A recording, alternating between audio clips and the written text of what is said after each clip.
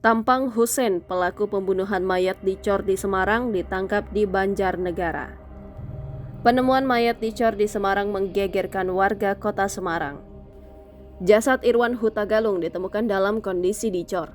Polisi berhasil menangkap satu tersangka utama pembunuhan.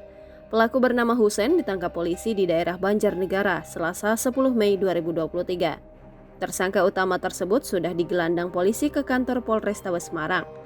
Pihak kepolisian masih melakukan pemeriksaan intensif untuk melakukan pengembangan. Tersangka utama ditangkap bernama Hussein, tak lain adalah karyawan korban yang sempat berpamitan resign kerja dengan saksi utama kejadian. Ia menyerahkan kunci toko ke saksi lantas berpamitan hendak pulang ke kota asal. Di sisi lain, hasil otopsi Irwan Huta Galung, bos air galon isi ulang yang dimutilasi dan dicor semen menyebutkan korban dimutilasi dalam keadaan hidup. Kombes Iqbal menyebut kepala korban dipukul dengan sangat keras dengan benda tumpul. Pukulan itu mengenai kening kiri tembus rahang kanan.